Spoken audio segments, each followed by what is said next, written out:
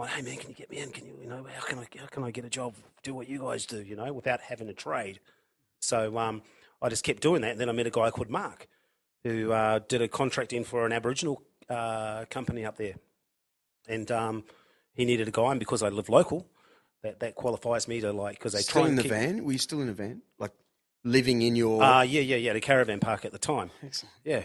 So we came back, and then I just kept at him all the time. Hey man, I'm ready to start, and that was driving one of those dump trucks, like that's when you imagine mining, you think of those big, everyone does, it's like a little kid. You've always got, a dump truck or playing in the sand, but those dump trucks are always like, who doesn't want to drive one of these big machines, So he gave me a shot, So he got me there, mine trained with, there's lots of procedures and lots of stuff that goes on in mining. And he got me the start, and then after that, I ended up getting a full-time job with Rio Tinto. Wow. Yeah, man. So it was awesome. But just but on the other side of mining, so how many months did it take? It took about 2 years. It's time to land the Barracuda! Everybody do well! Do what big? Come on and do the Barracuda!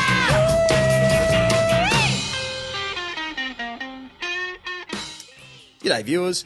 Today's podcast was brought to you by Koala Karma, the chill out drink. Just sit back, relax, and talk to the bloke who sang at your wedding.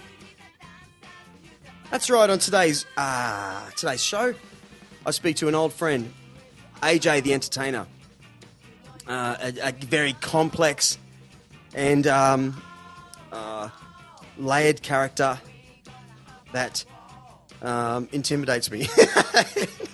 I'm honest. I bumble through this whole interview. He's just a very serious and hard-working man that I have a lot of respect for, and so it's a great interview and a great one. Hang through to the end to really hear me embarrass myself. But no, it's not about me. It's about AJ. So over to you, AJ. Let's go! Ow! Wow. AJ the Entertainer, how are you, champ? Put it there, mate. Hey, good on you, Drew. How you doing, buddy? Great. Long time no see. I know. And, I saw you just a weekend and a half ago, I think. I hadn't actually seen you for almost 10 years. Yeah, it's been a while. And you were doing... Hey, actually, did you see that? Well, I saw you at the Freaks and Beats festival at Night Quarter. That's right. Right, doing roving magic, which I didn't really know you did, but I called you because I thought you probably do that because you do kind of everything.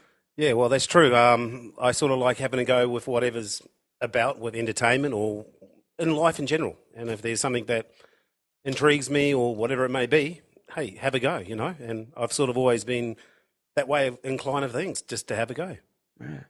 Now, when I first, I think it was the Castle Theatre Restaurant. Yeah, it was. Yeah, but I can't even remember that. All I remember really was you called me up a couple of weeks before my wedding. This is honestly what I remember in that crazy sort of time. Yeah.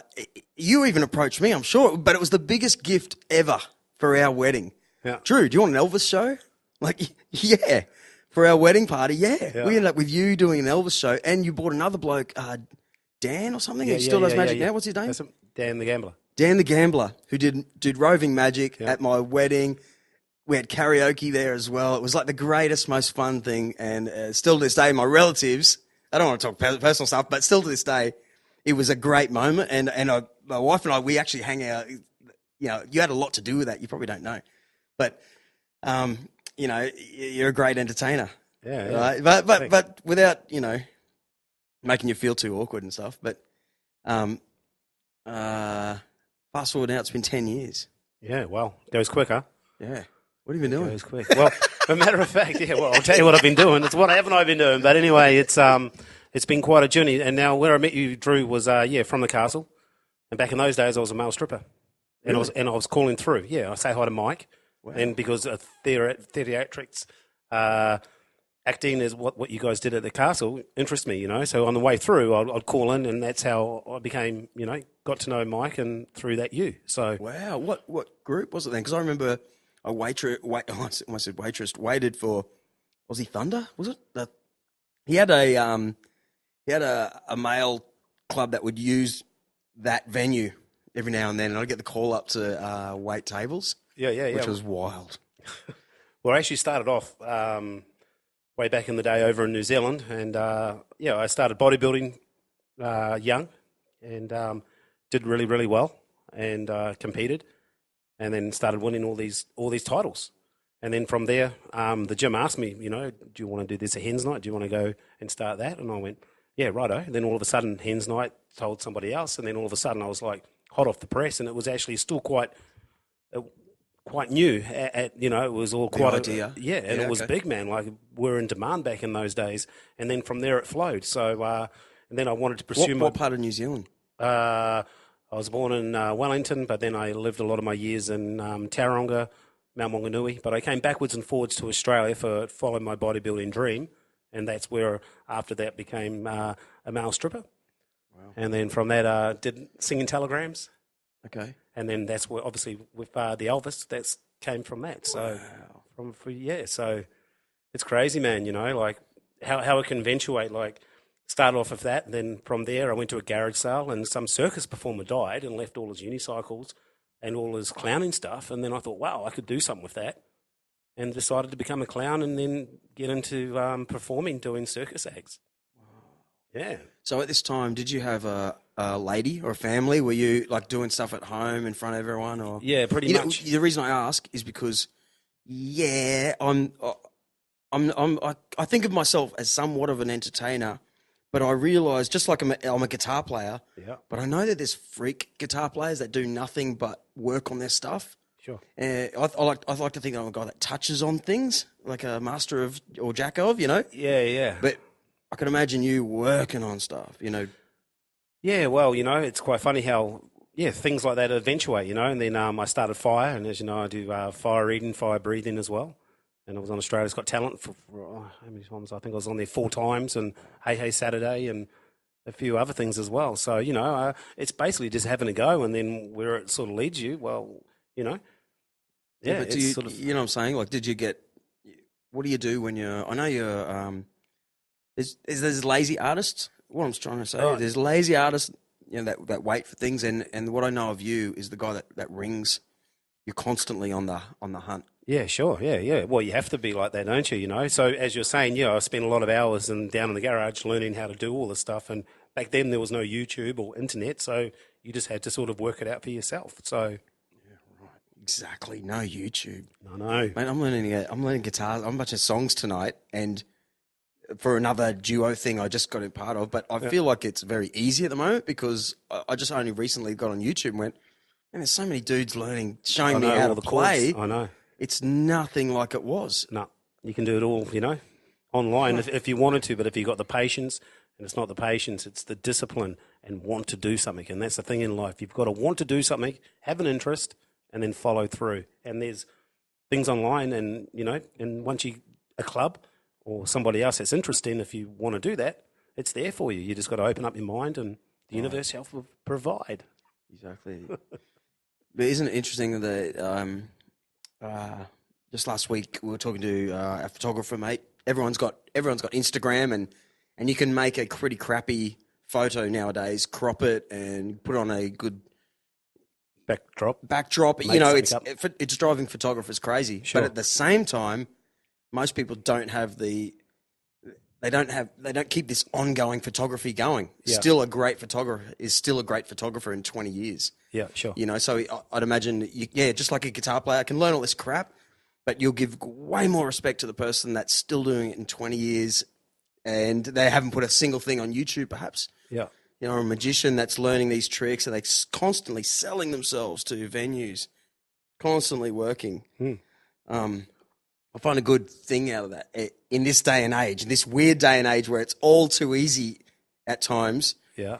Funnily enough, the gigs are drying up, but once again, that's very easy. That's from technology as well. It's taken away from, Yeah. But there's only a certain few that actually fight for stuff. Yeah, sure. Really fight. Yeah. You had a strip club or something. That's right. Yeah. Back in the day. Yeah. Talk about that. Yeah. That's pretty wild. Yeah. So, that was, I don't know, must have been, 12 years ago now. Yeah. Yeah. Mm. No, don't want to talk about it. All right, tell me. No, come on. Oh, You're in the industry. I've said this on this podcast before, that when I do that waitering at the castle, I didn't know anything about it. That they had a male, what do you call it, male review or something? I don't know. Yeah, A male strip club thing would come to a venue. All the girls would get really drunk and crazy, and there's lots of hens there, and blah blah blah blah blah.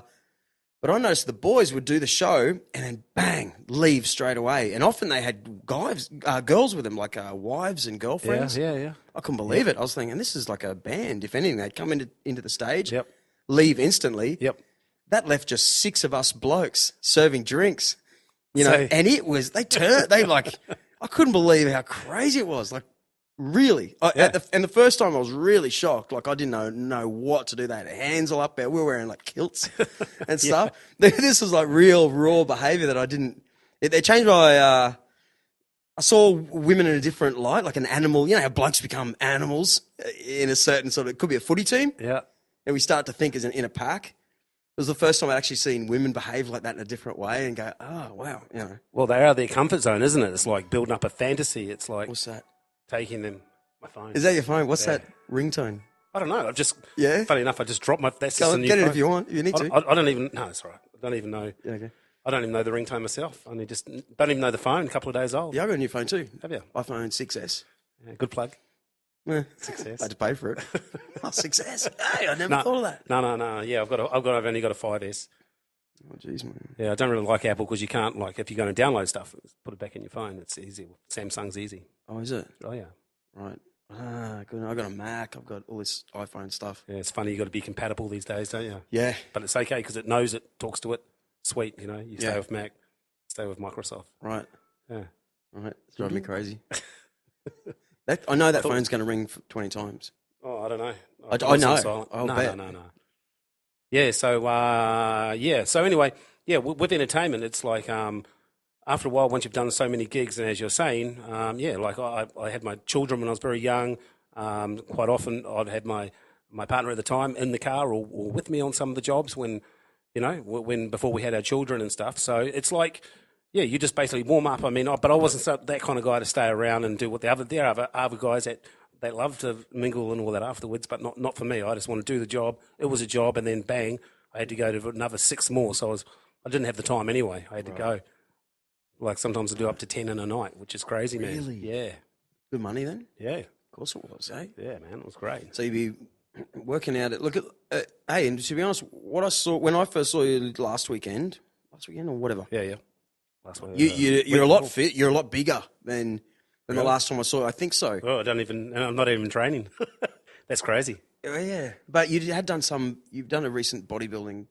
No. No? No. I'm probably going to. I wouldn't mind doing one more show. So as I was saying earlier, I was Mr. New Zealand, Mr. Australia in my junior years, and then I left it at that. Just the kids were getting older. Just life changes, and plus I knew to get to the professional level that I had to take a lot of more gear, a lot more supplementation, Right. And it's not like what it used to be, Arnold's day and Yeah, Decadrablin and stuff like that. Now these guys are taking growth hormones and insulin and everything to trick the body to get bigger. Right. So Growth hormone sounds good though. yeah, it does. It does. And apparently when you get older as well, as an older person, if your testosterone levels are down, you can go see a doctor and he'll prescribe it to you so that your levels come up. But it is actually very good for you, Yeah, it really is. Yeah. especially as we get older, like us old fellas. Yeah. I listen to this great radio show. Yeah, I know, man. I don't know. You're getting old, Drew, now. Look I've at that. said You've this- even got grey in your beard and Yeah, everything. well, mate. I used to diet. Yeah. I used to diet, and only 6 months ago, someone said, "Stop dyeing your beard. You look like, And then, here it is. Here it is. Hey, at least you still got your hair. I've got a mate who's got a hair transplant business, Yeah. and he keeps ringing me up. I'm going, shut up, whatever. But I said, mate, the day that you guys work out how to fix grey hair, Oh, well, yeah. and which they are close to it. Like, I mean, they've realised you've got 6 cycles in your hair. Your hair sort of, I'm ballsing this up as I normally do, but I remember that your hair grows in 6 this piece of hair Righto. grows 6 times in your life. Once you get to the 6th one, Yeah.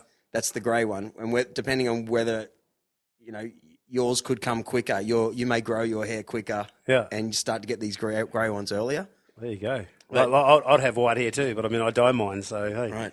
Yeah. Well, they reckon that, well, we're entertainers, mate. We can say that. That's what I say. Yeah, exactly. That's why I'm at cover.